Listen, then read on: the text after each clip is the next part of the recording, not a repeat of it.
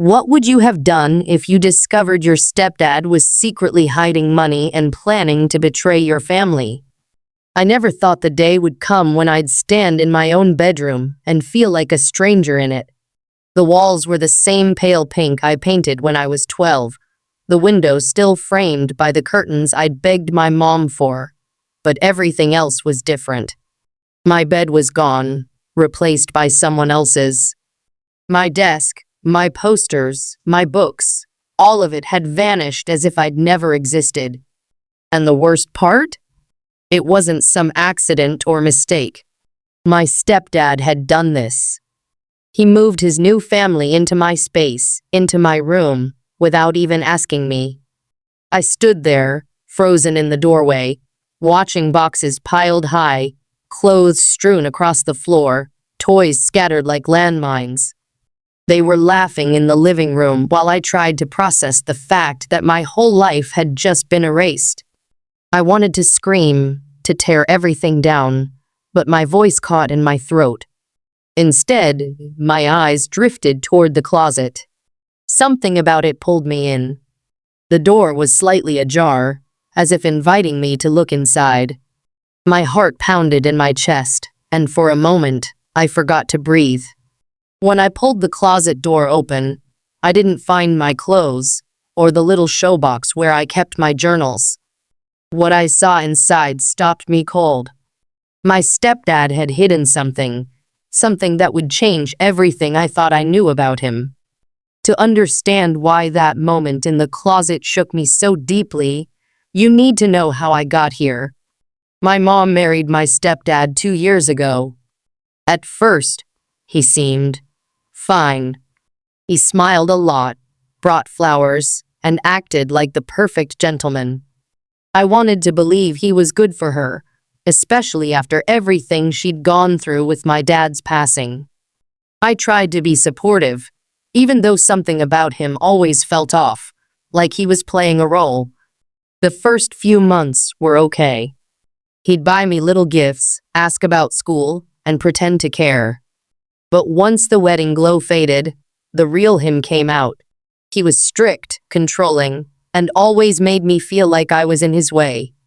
He never hit me, but his words cut deeper than any bruise. He'd tell me I was too dramatic, too messy, or that mom spoiled me. Slowly, my confidence started to wither. Then came his kids from his first marriage. At first, I tried to welcome them. I thought maybe we could be like one of those blended families you see in movies. But it never worked out. They weren't just visitors. They were treated like royalty. They got new clothes, expensive gadgets, and my mom bent over backward to make them comfortable. Meanwhile, I became invisible in my own home. Still, I clung to the little space I had left my bedroom. It was the only place where I could still feel like me. That's why, when I returned home that afternoon and saw my room overtaken by his family, it wasn't just about losing space. It was about losing myself. And the secret inside that closet? It made me realize my stepdad had far more control over this house and my life than I ever imagined. When I pulled open that closet door, my chest tightened like I was about to collapse. There, shoved behind boxes that didn't belong to me, were pieces of my life, my journals, my childhood photo albums, even the stuffed bear my dad gave me before he passed. All of it was hidden, as if my existence had been packed away and replaced by someone else's. I sank to the floor, clutching that bear like it was the only thing tethering me to who I was. Memories of my dad's smile flooded my mind, and tears burned my eyes. He used to tell me, no matter what happens, you fight for what's yours. But how was I supposed to fight when my own mother let this happen? I wanted to believe she didn't know. That maybe she was caught up in trying to please her new husband, too distracted to notice what he was doing to me. But deep down, I couldn't shake the fear that she did know, and she just didn't care enough to stop it. Every corner of that room screamed betrayal. The laughter of his kids downstairs felt like knives twisting in my chest. This wasn't just unfair, it was cruel. They had everything handed to them, while I was left clinging to scraps of my past, hidden away in a closet like shameful secrets. That night, lying on the floor of what used to be my sanctuary, I realized something important. Nobody was going to save me.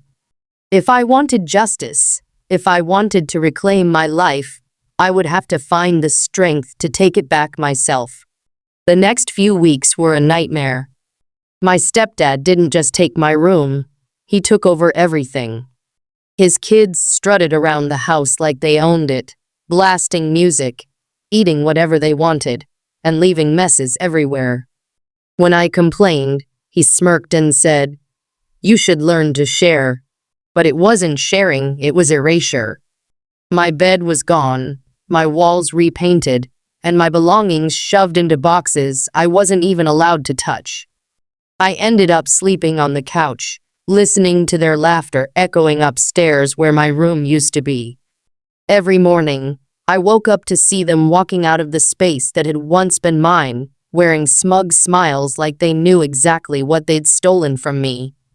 Mom tried to soothe me, but she was blind to it all. "They're just kids," she'd say. "Try to get along." She didn't see the way they mocked me behind her back, the way my stepdad looked at me like I was an intruder in his home. The house no longer felt like mine. It felt like a prison where I didn't belong. But the closet gnawed at me. I couldn't stop thinking about why my stepdad had hidden my journals and photos instead of just throwing them away. One night, I sneaked back in and searched deeper. That's when I discovered a small locked box pushed behind the shelves. I didn't know it yet, but inside that box was the secret that would turn my pain into power, the secret that would give me the perfect weapon for revenge. I waited until everyone was asleep before I slipped back into their room, what used to be mine. My heart raced as I pulled the little box out of the closet. It was heavier than I expected, the metal cold against my hands. I grabbed a bobby pin, whispering a silent prayer as I fumbled with the lock. After a few tense minutes, it clicked open. Inside, I found envelopes stuffed with cash, receipts for expensive gifts, and most shocking of all, documents. Papers that revealed my stepdad had been hiding money from my mom. Bank statements in his name only, secret transfers, even proof he was planning to buy property without telling her. My blood ran cold. This wasn't just selfishness, this was betrayal. As I flipped through the papers, I noticed something else. Emails he'd printed out. In them, he was talking to his ex-wife, promising he'd make sure she gets everything she deserves.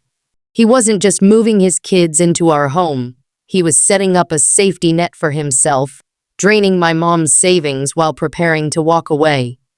That's when it hit me. He thought he'd erased me, but he'd forgotten one thing. I paid attention. I knew where Mom kept her laptop. I knew how to copy these documents, and I knew exactly how to expose him. Over the next week, I quietly gathered everything. I scanned the documents at school, saved copies to a flash drive, and even snapped photos on my phone. My plan was simple. If he could strip me of my space and my voice, I would strip him of his power. And when the moment came, I didn't hesitate. I slipped the evidence onto Mom's computer, set up the emails to forward directly to her inbox, and waited. By the end of that night, his lies would come crashing down, and for once, I wouldn't be the one left invisible. The morning after I set everything in motion, I woke to the sound of shouting.